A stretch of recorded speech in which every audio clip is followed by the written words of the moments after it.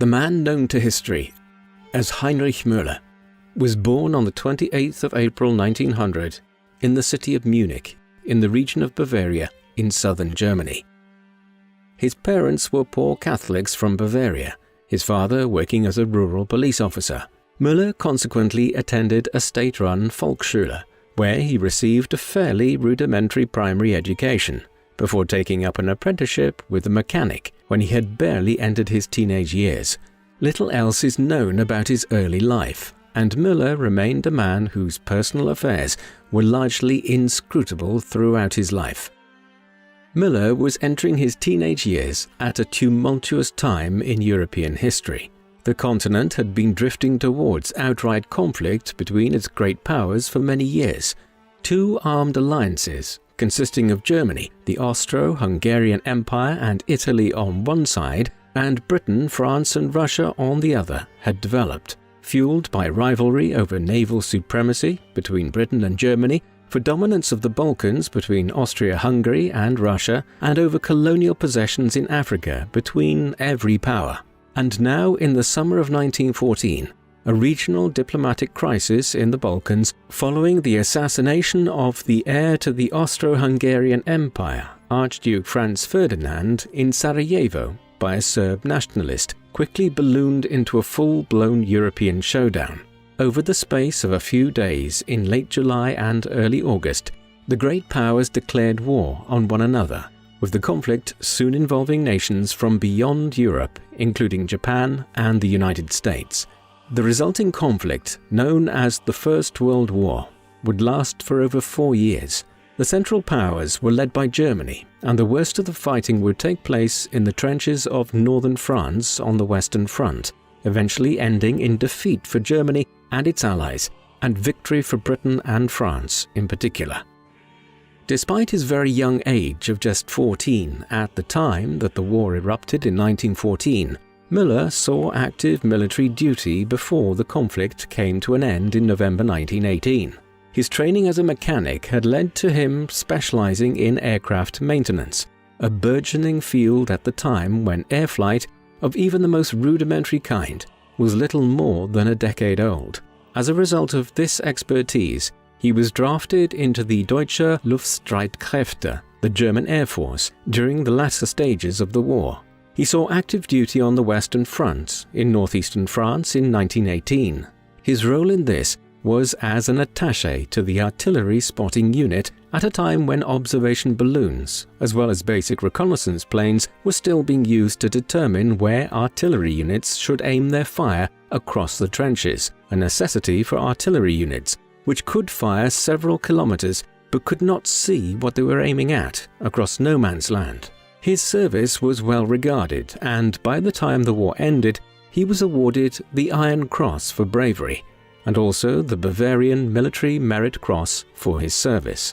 Thus, he left the army in 1918 with honors, and was somewhat unusual amongst the future senior ranking members of the Nazi regime in not carrying a lifelong bitterness about how the war had ended. Like many other former soldiers in Germany in the late 1910s and 1920s, Müller found himself drifting towards the Freikorps in the aftermath of the war.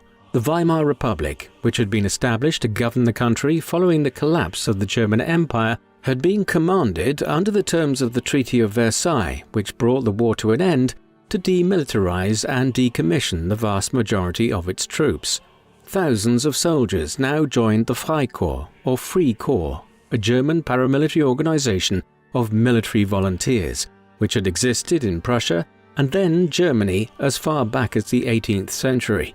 In the period immediately after the cessation of the war, the new republic was beset by communist unrest as the German communist movement, buoyed up by the success of their brethren in Russia since 1917, sought to seize power in the very country which Karl Marx had originally conceived his communist utopia for. The Freikorps were deployed in large numbers countrywide in 1919 and 1920 to crush such communist agitation, and Müller was active amongst them and saw active duty with the Freikorps in crushing the short-lived Bavarian Soviet Republic, which established itself in power in Munich in April 1919. Müller's involvement with the Freikorps and his family background in policing, his father having been a police official in Bavaria, led him into the same occupation in the early 1920s. He rose fast and was soon advanced to a senior position within the political office of the Munich Police Department, and it was owing to his involvement in Munich's policing that he would first come into contact with Adolf Hitler and the National Socialist German Workers' Party, or Nazi Party, though somewhat ironically, given his later role in the Nazi regime, which would come to rule Germany, his initial encounters with them was as an opponent. The Nazi Party had been established in 1920 out of the German Workers' Party. It had emerged as a political party for right-wing German nationalists, who favoured a type of workers' revolution based on opposing communism. Its membership was largely comprised of veterans of the war, who were profoundly disillusioned at the terms of the Treaty of Versailles, which had been negotiated by the Weimar Republic, viewing it as a stain on German honour. The party attracted support from veterans in Munich in the early 1920s, and under its leader, the Austrian Adolf Hitler, it had soon risen to have tens of thousands of active members and tacit supporters throughout Bavaria. Müller would have been fully aware of the growth of this subversive group within Munich in the early 1920s as a result of his police duties, but this loose interaction became altogether more serious in the early winter of 1923. On the 8th of November that year, approximately 2,000 armed Nazis attempted a coup d'etat in Munich with the goal of seizing control of Bavaria and then marching on Berlin to overthrow the Weimar Republic. But the Munich Putsch, or Beer Hall Putsch as it became known, was a complete failure from a military perspective. On the morning of the 9th of November, it was quickly broken up by German army detachments which had been deployed in Munich, and Müller was amongst the Munich police officers who were involved in investigating who had been responsible in the weeks that followed. Admittedly, Hitler and several of the other senior commanders needed no investigating, and after a quick manhunt, he was captured in the Bavarian countryside a few days later. Yet his trial provided him with an opportunity to broadcast his views to the German public, and he would only serve 9 months of a 5-year prison sentence, which he received. Ultimately, the most striking thing about the Munich Putsch is that the Weimar Republic failed to take advantage of the episode to crush the Nazis when they had the opportunity to do so.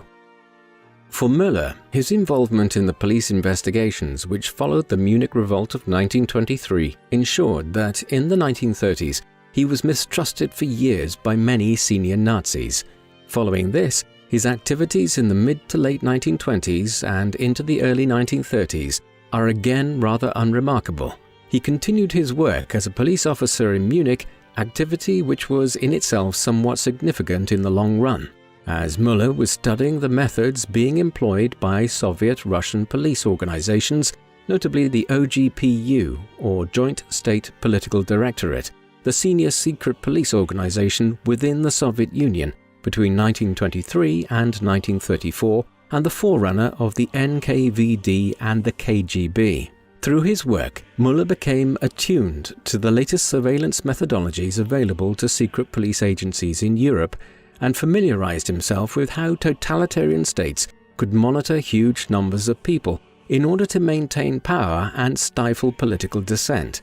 These were methods he would put to use himself in later years, in his role as head of Germany's own secret police, the Gestapo.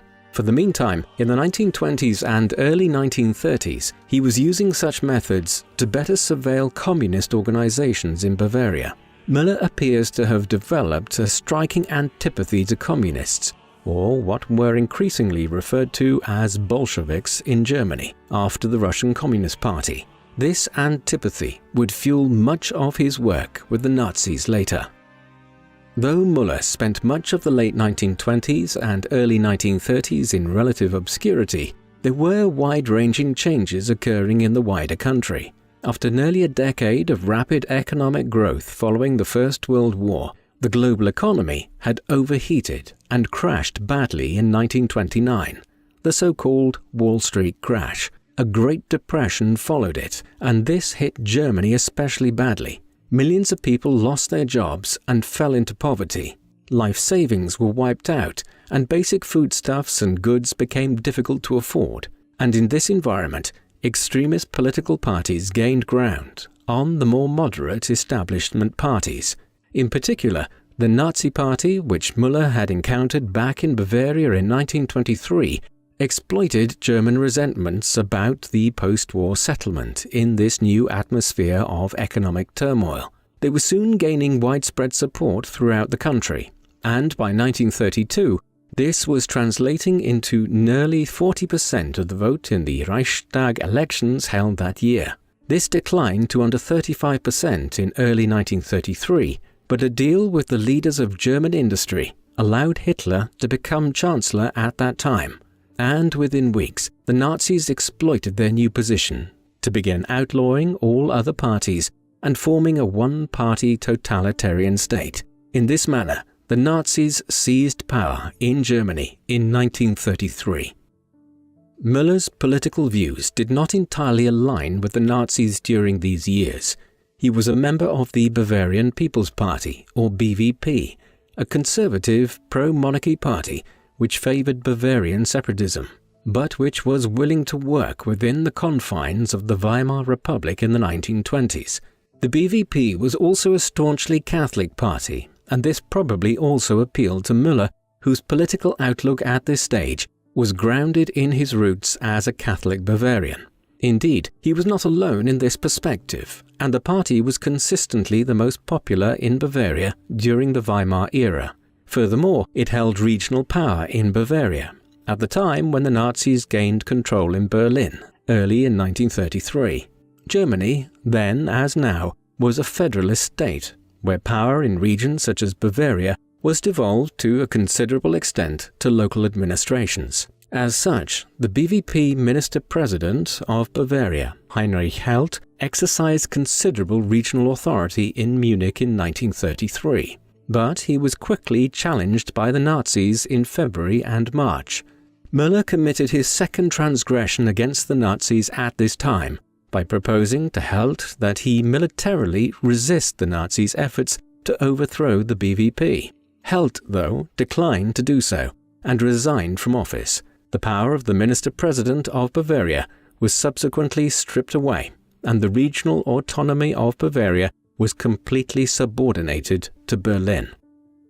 Thus, by mid-1933, Müller found himself in a precarious position. He had twice, once in 1923 and now again in 1933, found himself in a compromising position in relation to the Nazi Party, which had now taken control of Germany. He might have expected to be removed from his senior position within the Munich Police Department and blacklisted as an opponent of the regime, but he was to be saved by an unlikely patron.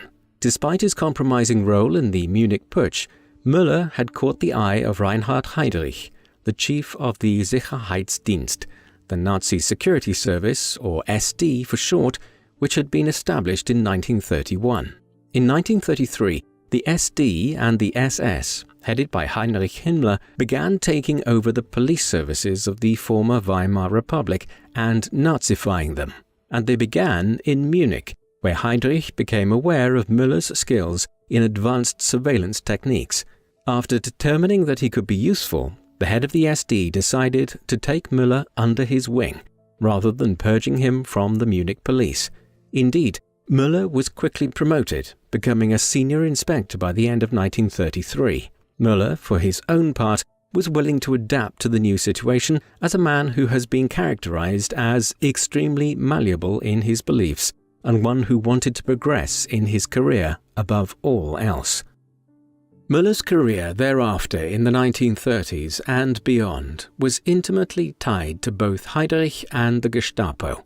The Gestapo, or Geheime Staatspolizei, which means the secret state police, was created in April 1933 by Hermann Göring. It was originally confined to Prussia, the largest federal constituent state of Germany, which made up much of the north and northeast of the country. However, its remit and areas of operation quickly expanded. On the 20th of April 1934, Göring handed over control of the Gestapo to the head of the SS, Heinrich Himmler, and 2 days later, Himmler named Heinrich as head of the secret police, and its remit expanded to cover the entire country. Under Heinrich's leadership, the Gestapo became a specialized police service, often staffed by academically gifted investigators, rather than rank-and-file police officers. Müller was quickly brought on board, and by 1936, he had risen to become operations chief of the Gestapo, effectively making him Heinrich's second-in-command. And yet there was a paradoxical element to this. Although he had joined the SS in 1934, Müller did not join the Nazi Party, and indeed an official report on him from the mid-1930s by a Nazi official noted his dubious relationship within the party in the past. Despite these complications, he continued to be promoted in the years that followed. Müller's work within the Gestapo covered many areas of German life under the Nazis. Early on, the secret police was particularly active in crushing political dissent against the Nazi regime.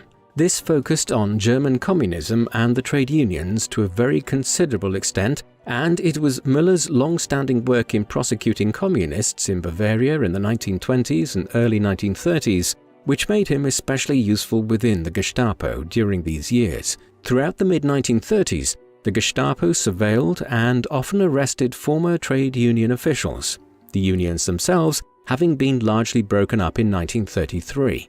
These efforts culminated during Müller's early years at the Gestapo in the breaking up of the Markwitz Circle. This was a group of moderate socialists that had established ties to former members of the Nazi Party, who had been pushed out by Hitler in the 1920s. Much of the Gestapo's methods at this time focused on the policy of protective detention, whereby individuals of suspect political allegiances were detained and sent to the concentration camps which were springing up around the country. Here they were held indefinitely for protracted periods of time, without having charges actually placed against them.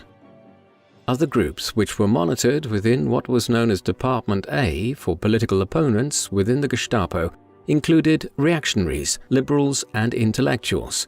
Müller had a particular antipathy towards the latter. Religious organizations were also closely scrutinized by the Gestapo, and Department B was tasked specifically with monitoring the same.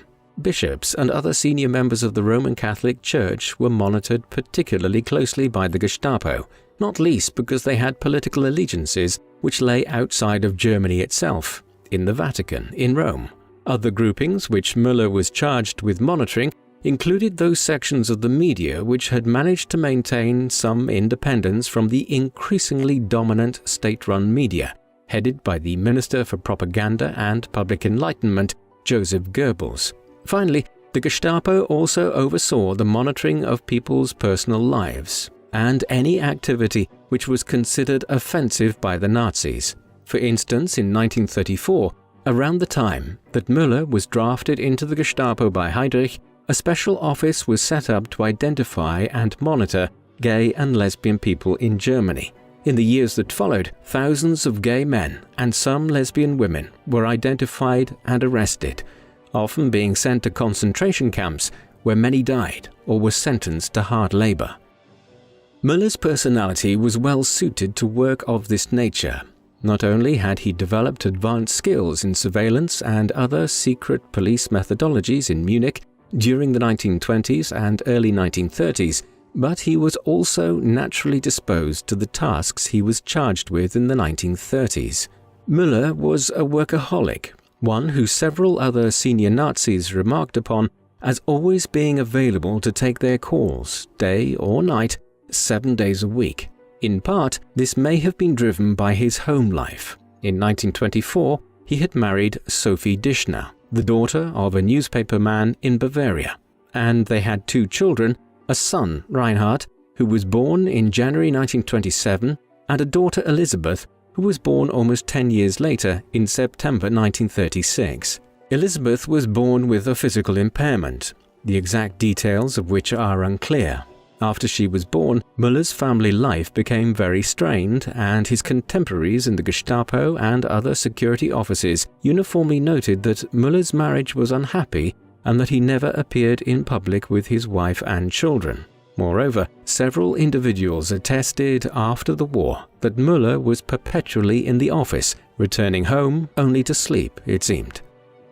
In addition to being a workaholic who wished to avoid his home life, Müller was immensely ambitious and driven to advance himself in his career, an ambition which seems to have been his primary, perhaps even his sole, drive or motivation.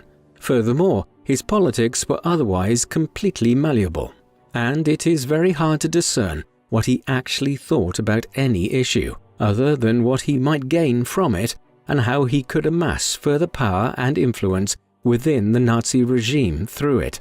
In actuality, his only really discernible personal views during this time at the Gestapo did not involve any affinity for Nazism, but rather his loathing for communism, a trait which emerged during the formative period of his life in the late 1910s and early 1920s, whilst working with the Freikorps and the then police service in Bavaria. Above all, he was a meticulous administrator, the kind of imaginationless bureaucrat who could operate in a world of surveillance, torture, and persecution, if he felt it was lending a sense of balance and regulation to a society. Contemporaries were struck by his ability to spend hours or even days passively questioning suspects until a crack in their defense might show. Müller became involved in 1938 in a power struggle within Germany, which had major implications for the direction of the country's foreign policy. The Nazis were determined to dismantle each of the terms of the Treaty of Versailles and rebuild the German military or Wehrmacht to the point where war could be initiated to build a greater Germany, one which would cover much of Central Europe, as a first step towards conquering Eastern Europe in order to obtain Lebensraum, or living space, in years to come. However, despite Hitler and the Nazis controlling the state apparatus, the Wehrmacht retained its independence to a considerable extent. Many of the generals who considered themselves the successors of the old Prussian military, rather than being Nazi commanders, had substantially different political outlooks to Hitler, Goebbels, Himmler, Goering, and other senior Nazi leaders, and several of these were opposed to the rapid remilitarization of the country and the plans for an inevitable war with Britain, France, and Russia. Foremost amongst these obstinate commanders were the War Minister, General Werner von Blomberg, who was critical of Hitler's plans to initiate a European war no later than 1942, and the Commander-in-Chief of the German Armed Forces, Thomas Werner von Fritsch. Müller became central to their removal. What has become known as the Blomberg-Fritsch affair began in the opening days of 1938, when it was discovered that Erna Grün, a woman whom von Blomberg had recently married, had posed for pornographic photos many years earlier and had been suspected of being a prostitute. When this came to light, Hitler exploited the scandal to force the war minister to resign. Plans were now initiated to dig up similarly compromising information on von Fritsch. Müller was charged with undertaking this work. In the days that followed, information was collected which suggested that the commander-in-chief was homosexual. This was based on a report compiled within the Gestapo offices which actually concerned a cavalry commander, Achim von Frisch. The false allegations, combined with further insinuations that von Fritsch had been involved in discussions about launching a military revolt, were enough to force his resignation in February 1938, though he was later found to have been falsely accused in all respects. Nevertheless, Müller and the Gestapo had done an effective enough job that Hitler could now establish greater control over the Wehrmacht, and with the appointment of the compliant Field Marshal Wilhelm Keitel to oversee the army in the aftermath of the Blomberg-Fritsch affair, Hitler was able to establish greater control over the German military. The Blomberg-Fritsch affair and the removal of the more skeptical elements within the German army occurred at a time when the Nazis were accelerating on their march towards war. Ever since seizing power in 1933, the Nazis had been becoming more and more aggressive in their foreign policy. No sooner had they established themselves than they began incrementally rebuilding the German army and the air force known as the Luftwaffe in violation of the terms of the Treaty of Versailles. Then, in March 1936, another core part of the peace was breached, when the Rhineland was remilitarized. Under the terms of Versailles, this region, which bordered France and the Low Countries, was supposed to remain almost entirely empty of any German military presence. Things escalated from there. In March 1938, Austria was annexed, while just months later, the Nazis also sought to annex the Sudetenland from Czechoslovakia in 1938, and were duly allowed to do so by the Allies, who believed they could still appease Hitler and the Nazis at that stage. Then, in the early months of 1939, the rest of Czechoslovakia and Hungary were formed into puppet regimes. Eventually, on the 3rd of September 1939, in response to Hitler and the Nazis' invasion of Poland 2 days earlier, Britain and France finally declared war on Germany, signaling the commencement of the Second World War. Müller was central to the outbreak of the war. In the summer of 1939, it was not clear that the invasion of Poland would finally spark the war. Hitler and the senior party members believed that if intervention in the country could be justified in some fashion to the international media, then maybe Poland too could be occupied without a wider war breaking out. This would provide an even longer window for the regime to continue building up its military forces. As such, it was decided to invent a justification for invading Poland. Responsibility for this was handed over to Himmler, Heydrich, and Müller in what was called Operation Himmler.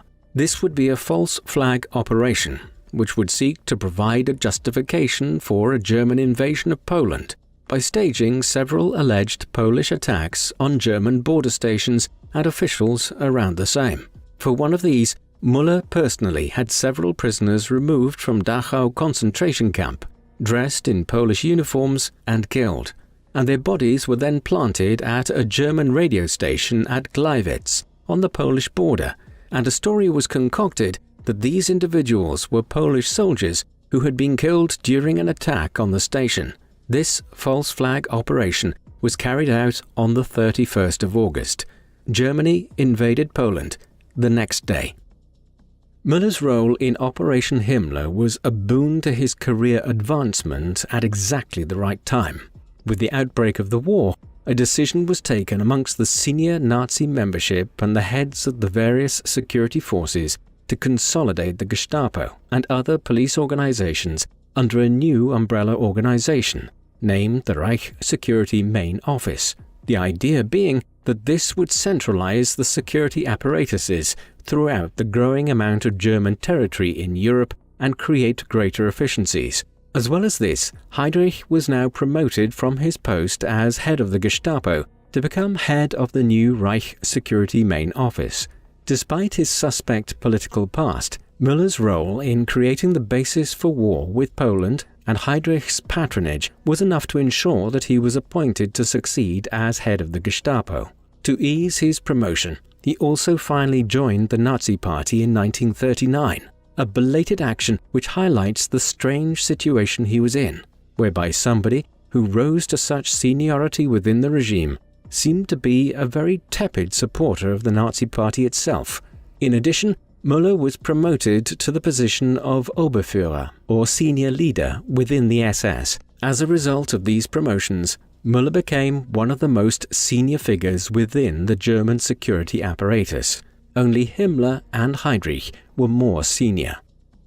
As head of the Gestapo between 1939 and the end of the war in 1945, Müller was responsible for discovering and suppressing opposition to the regime. His particular skill in this regard, honed since the 1920s, focused on identifying threats connected with the Soviet Union and communism within Germany more generally. A notable episode in this regard was the identification of the Red Orchestra in 1941.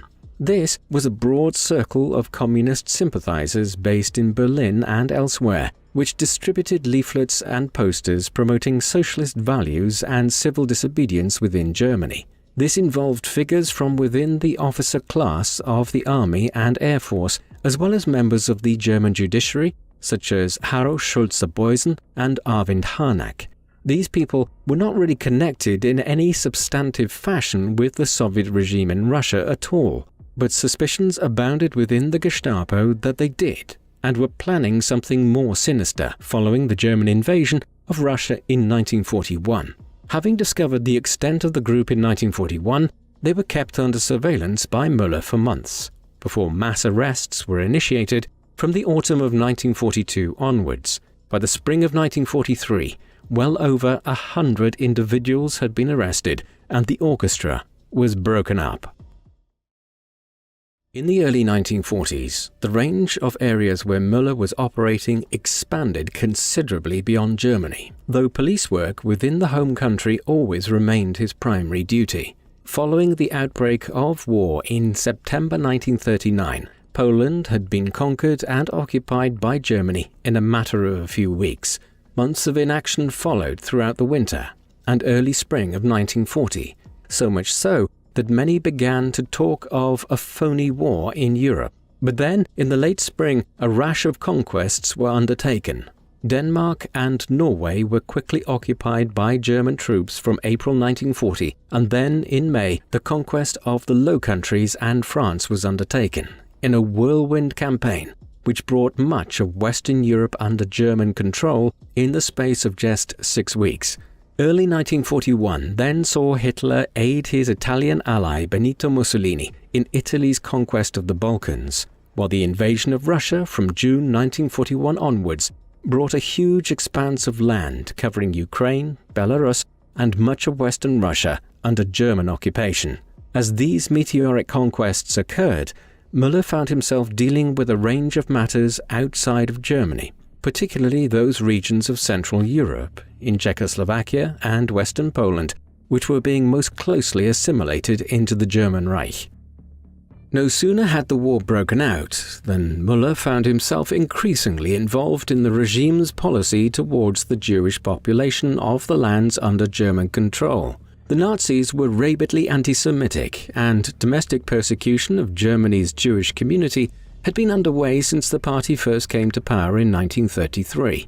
Throughout the pre-war years, this had largely focused on politically disenfranchising German Jews through measures such as the so-called Nuremberg Laws of 1935. These prohibited marriage between Jews and Germans and restricted the employment and economic opportunities of Germany's Jewish people. The laws also effectively robbed German Jews of their citizenship. Much of the purpose of these economic and political sanctions was to coerce the country's Jewish people into emigrating, either to the Middle East, where Jewish people were trying to establish their own communities in the Holy Land, or else to countries such as Britain and the US. And this intensified in the months leading up to the outbreak of the war, most notably on Kristallnacht, the Night of Broken Glass, when state-organized attacks throughout Germany led to the death or serious injury of hundreds of German Jews, and attacks on thousands of Jewish-owned businesses and synagogues. Müller was heavily involved in this episode, and was the individual within the Gestapo who oversaw the arrest of upwards of 30,000 German Jews in association with Kristallnacht. Yet, as bad as this persecution had been in the pre-war days, Germany's Jewish community was relatively small. With the conquest of Eastern Europe in the early years of the war, where a majority of Europe's Jewish people lived during the early and mid-20th century, millions more Jewish people ended up under Nazi rule. In tandem, the Nazi state's persecution became more and more intense from 1939 onwards. Already in January 1939, with the annexation of Austria and other lands in Central Europe, the Reich Central Office for Jewish Emigration had been established in Berlin, with a subsidiary office already having been set up in Vienna in the autumn of 1938. Its objective was to expand the policy of forced migration of Jewish people, which had been in operation in Germany throughout the 1930s, to the newly acquired territories in Central Europe. Heydrich was appointed to oversee the Berlin office, and Adolf Eichmann was his counterpart in Vienna. The Central Office's area of operation would expand significantly in the years that followed, particularly into Poland. and Müller would play a key role in the functioning of the central office, first as Heydrich's deputy and then in his own right as head of the Gestapo. At first, the increasing persecution of Europe's Jews centered on more intense efforts to force mass migration. Figures such as Himmler, Heydrich and Müller were largely overseeing these efforts. As early as October 1939, Müller was supervising initiatives to relocate tens of thousands of Polish Jews into ghettos in cities like Warsaw. In this, he collaborated closely with Eichmann, the individual within the Security Service, or SD, in Poland, charged with overseeing policy towards the Jewish people in the conquered country. Again, forced emigration remained the preferred tactic to reduce the Jewish population of Eastern Europe at this time. But there were millions of Jews in Eastern Europe, and the war had severely disrupted migration routes. Consequently, Nazi policy began to coalesce in 1940 around an outlandish scheme championed by Eichmann to transport Europe's Jews to the East African island of Madagascar, where a kind of giant open-air prison would be created. However, this plan was abandoned in the course of 1941 as it became clear that Germany would be unable to seize the Suez Canal from Britain in North Africa, making such mass deportations of millions of European Jews impractical. It is unclear when he was informed, but it is evident from surviving statements that Müller was one of the first senior-ranking figures within the Nazi regime to learn during the course of 1941 that a new and horrific approach to the so-called Jewish question had been decided upon by Hitler and others, such as Himmler and Goebbels.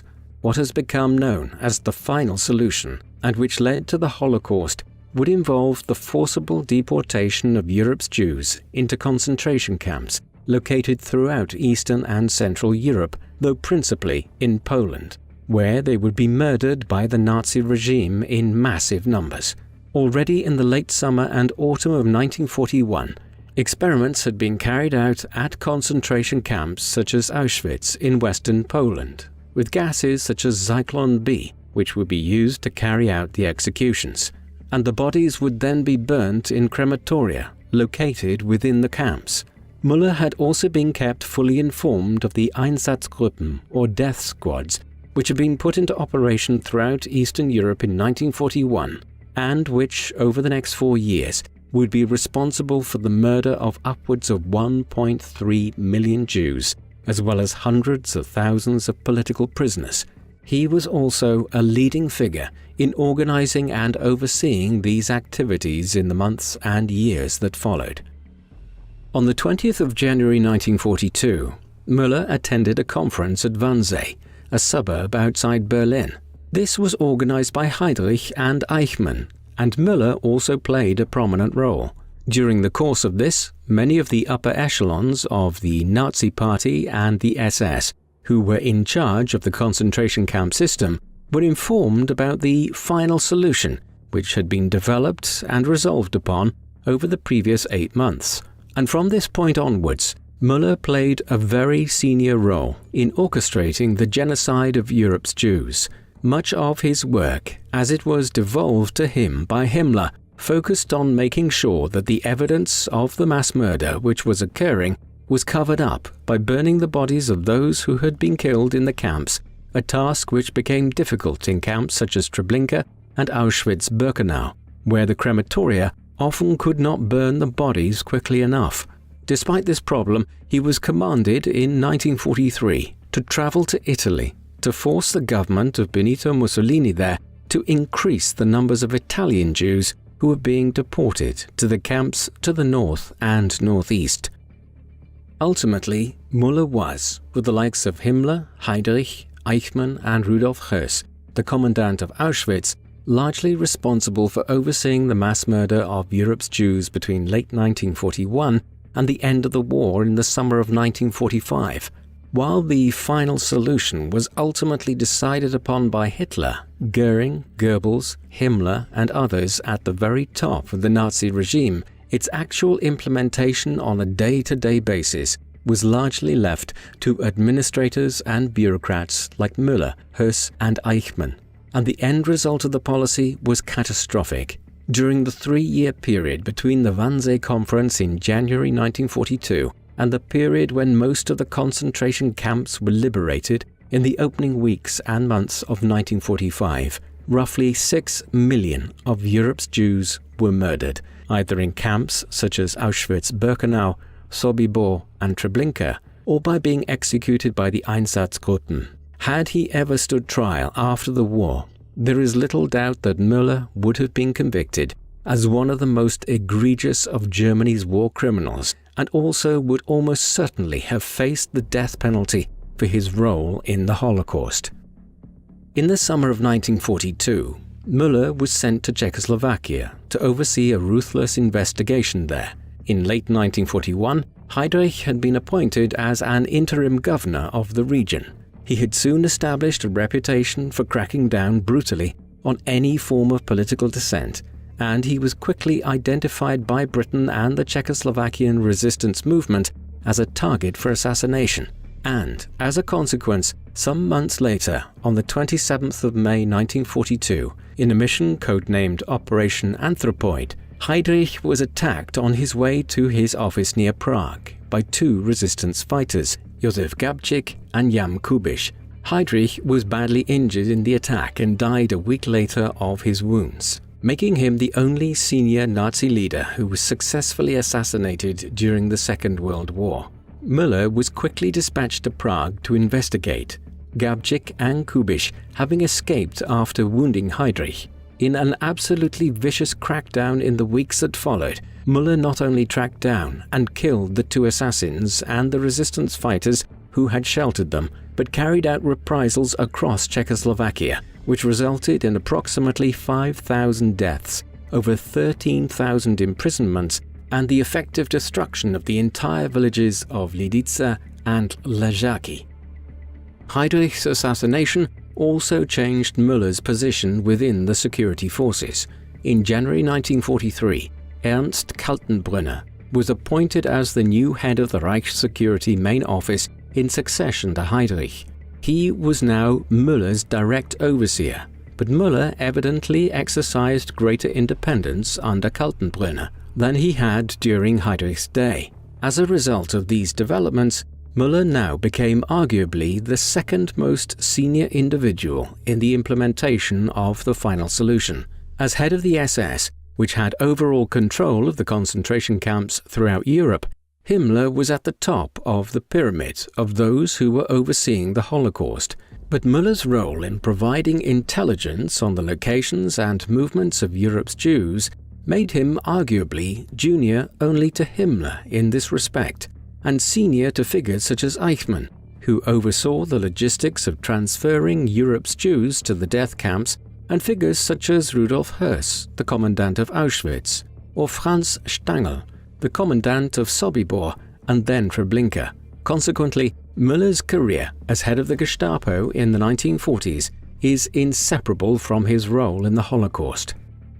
Much of Müller's work between 1943 and 1945 would focus on rooting out conspiracies against the Nazi state. Plans to overthrow Hitler and his accomplices from both within the military and elements of civil society were proliferating during these years, in large part because the war effort had soured, and with it, the chance of Germany coming out victorious in the conflict. After the initial rapid conquest of Ukraine, Belarus, and much of Western Russia in the late summer of autumn of 1941, the German armies had stalled outside St. Petersburg, Moscow, and Stalingrad in the winter of 1941, and were decimated in the weeks that followed, without adequate protective clothing in the brutal Russian winter. Efforts in 1942 centered on capturing Stalingrad, but when that failed in the autumn and winter of that year, the tide turned inexorably on the Eastern Front, and the Russians began pushing the Germans back into Ukraine and Belarus in 1943. Elsewhere, the Italians and Germans were expelled from North Africa early in 1943, and a southern front was opened in Italy that summer. Finally, a western front was opened by the US, Britain and the Western Allies in France in the summer of 1944. It was now only a matter of when, not if, the Nazis would be defeated. As this reality dawned in Germany, many groups began plotting ways to overthrow Hitler and the Nazis and tried to negotiate an end to the war with the Allies. Müller was soon dealing with many of these conspiracies, as well as unrest concerning his role as head of the Gestapo. One such episode involved the breaking up of the Solf Circle. This was a group of German intellectuals and academics which had formed around Hanne Solf, the widow of Dr. Wilhelm Solf, a prominent German politician and diplomat during the Second German Reich and someone who had made his opposition to the Nazis clear in the years before his death in 1936. In the early 1940s, even as the war raged, Hanne Solf held meetings for people who were opposed to Hitler and the Nazis in her salon in Berlin. Although they were not plotting any armed revolt, the circle members had actively tried to protect German Jews and tried to help them escape out of Germany when the Holocaust began. On the 10th of September 1943, a Gestapo agent infiltrated a tea party held by the circle, following which most senior members thereof were arrested. Several were sent to concentration camps, while others suffered torture by Müller's Gestapo and even execution. Then, throughout 1943 and early 1944, Müller also had Gestapo agents arrest thousands of German students who were involved in protest groups such as the White Rose student group and the Swing Youth. Again, although these were largely engaging in non-violent protest, hundreds were tortured or even killed. As pressing as many of these security concerns were for Müller, none threatened the Nazis' grip on power quite so much as one which the head of the Gestapo was charged with investigating in the summer of 1944. What has become known as the 20th of July plot was a conspiracy organized by numerous senior figures within the German army, with the goal of assassinating Hitler and several other senior-ranking members of the regime, and then seizing power. It was hoped that a new military government could then obtain favorable surrender terms from the Allies as quickly as possible. The conspiracy, which was led by the German officer Lieutenant Colonel Klaus von Stauffenberg and others such as General Friedrich Albrecht, became known as Operation Valkyrie. On the 20th of July 1944, Stauffenberg attended a meeting at Hitler's Wolf's Lair near Rastenburg in eastern Prussia. When he entered, he placed a briefcase filled with explosives under the conference table. He subsequently left to take a pre-arranged telephone call, and it was during his absence that the bomb exploded. However, while there was one fatality and dozens of people were injured in the room, the explosion failed to kill Hitler, possibly because the briefcase was moved after von Stauffenberg left the room. And as a result of this, the 20th of July plot was doomed before it ever really started. After leaving the meeting in the Wolf's Lair, von Stauffenberg quickly headed back to Berlin. Plans for a wider seizure of power in Berlin by the conspirators now kicked in, but with Hitler and the senior commanders having survived, and the plot being quickly uncovered, it all proved abortive. By the end of the day, the plans to seize key buildings in Berlin by Albrecht and von Stauffenberg had failed. Both von Stauffenberg, Albrecht, and several other of the leading rebels were arrested and were executed at approximately 1 a.m. that night, and Müller, as one of the senior Gestapo officials, now came center stage in investigating just how deep the entire conspiracy ran. In the days and weeks that followed, anyone with even the merest hint of an association with the plotters was arrested, over 5,000 people in the end.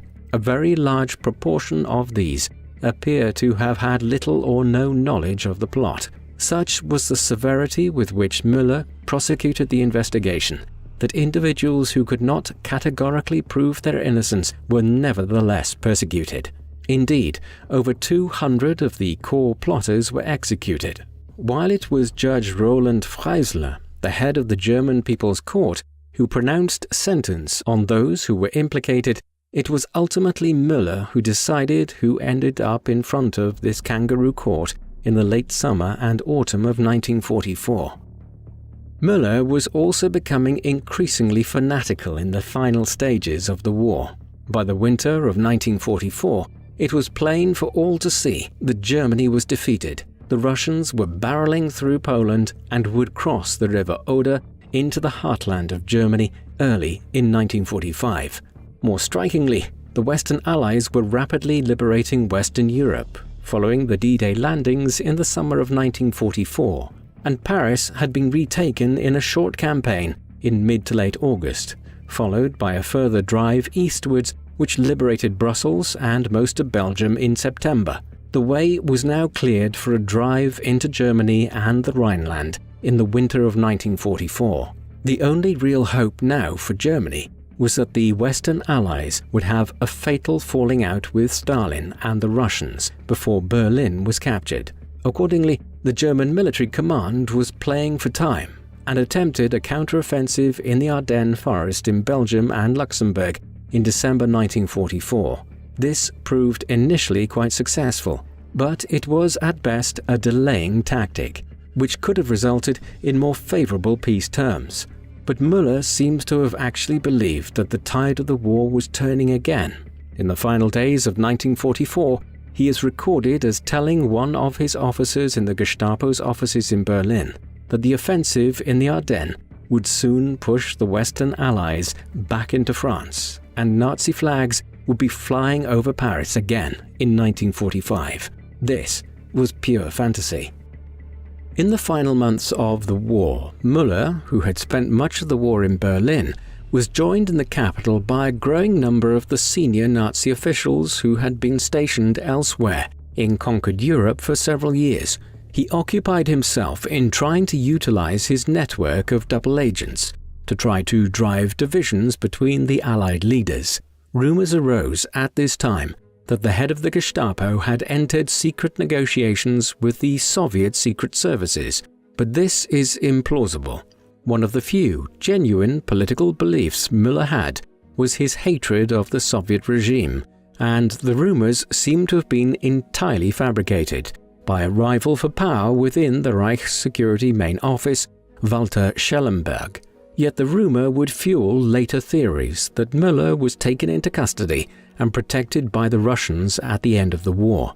Müller was one of the officials at Hitler's bunker in central Berlin in the final days of April. He is recorded as being seen there on the 30th of April, shortly before Hitler killed himself that day, and there is also a report of him being in the vicinity the next day when Goebbels, the Führer's successor, also committed suicide. The following day, the Battle of Berlin ended when General Helmut Weidling surrendered to the Russians. Following Germany's surrender and the declaration of the end of the war on the 8th of May 1945, the arduous process of identifying, arresting and prosecuting the leading members of the Nazi regime and those who were guilty of having committed war crimes was initiated by the Allies, and given its central role in the Holocaust, the maintenance of the totalitarian state and the torture and execution of thousands of political prisoners over the years, members of the Gestapo were foremost amongst those who were prosecuted by the Allies. The Gestapo itself had ceased to exist with the end of the Nazi regime and had been branded by the Allies as a criminal organization. When an international military tribunal was established by the Allies in November 1945, it identified three key groups within Germany as those which needed to be held accountable for their conduct during the war, and these were the senior membership of the Nazi Party, the SS, and the Gestapo. And individuals who were tried in the Nuremberg trials which followed, and who had been members of the Gestapo, including Göring, Kaltenbrunner, and the Austrian Nazi leader, Arthur Seyss-Inquart. But Müller would never be tried or convicted, as in May 1945, as the war was entering its final days and hours, the head of the Gestapo had simply vanished. Müller was last seen on the evening of the 1st of May 1945. It was that evening that Hitler's designated successor, Joseph Goebbels, committed suicide, leaving the Nazi regime leaderless. Müller had been overheard to say at this time that he had no intention of being captured alive by the Russians.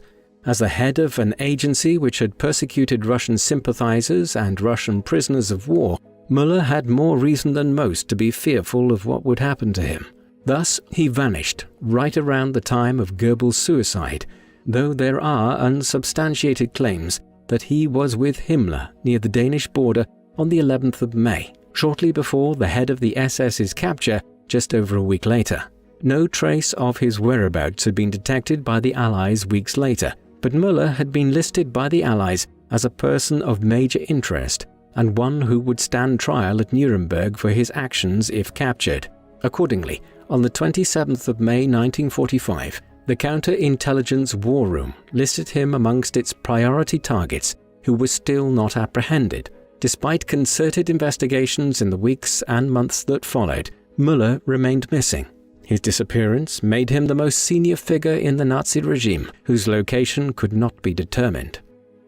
Müller would never be located, but the abrupt manner of his disappearance has sparked numerous theories as to what happened to him ever since. One of the most popular, driven in large part by Schellenberg's earlier claims that Müller had been involved in negotiations with the Soviets towards the end of the war, was that he was captured by the Russians shortly after the fall of Berlin and taken into secret protective custody in the aftermath of the war. This theory was further fueled by unsubstantiated claims that Müller had been seen in Moscow and elsewhere in the years following the war. Another theory, which was given fresh interest in the early 1960s following the capture of Adolf Eichmann in Argentina, was that Müller had, like many other Nazis, fled to South America in the aftermath of the war. Nazi war criminals had been given protection here by the administration of Juan Perón in the aftermath of the war, and as a result of this renewed speculation, investigations were carried out throughout Latin America in the 1960s to locate Müller, resulting eventually in the identification of a suspect, a Francis Keith Willard, who was living in Panama City and was briefly believed to be Müller.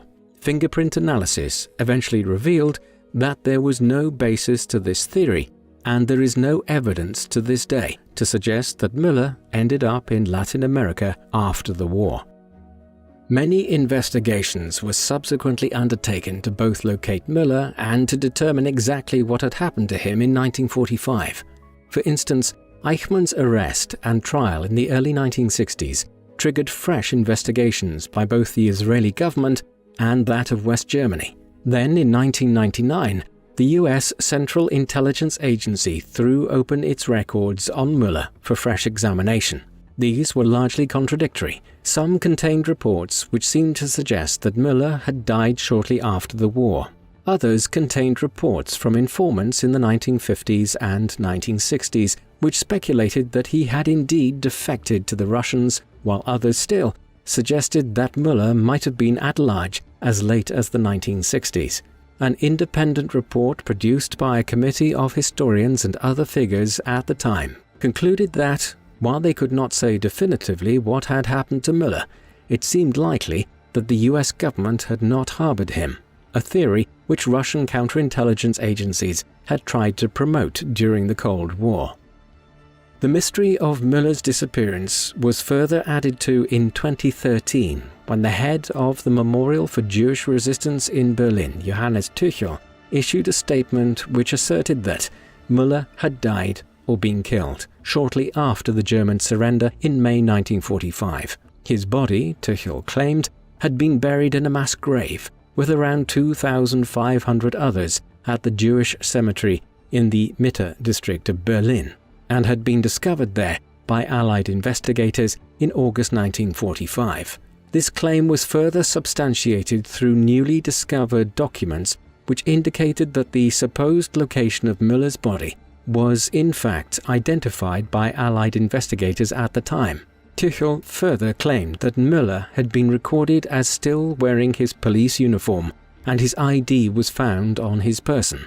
It has not proved possible to corroborate Tuchel's claims, as Jewish religious laws prohibit the exhumation of bodies. But, if true, this would seem to make it clear that the head of the Gestapo throughout the Second World War was killed or committed suicide shortly after he was last seen in Hitler's bunker on the 1st of May 1945. The truth, though, is that with the passage of over 75 years, and numerous investigations, we will almost certainly never know for sure what happened to Müller, whether he died in 1945, was taken into custody by the Russians, fled to South America, or ended up somewhere else.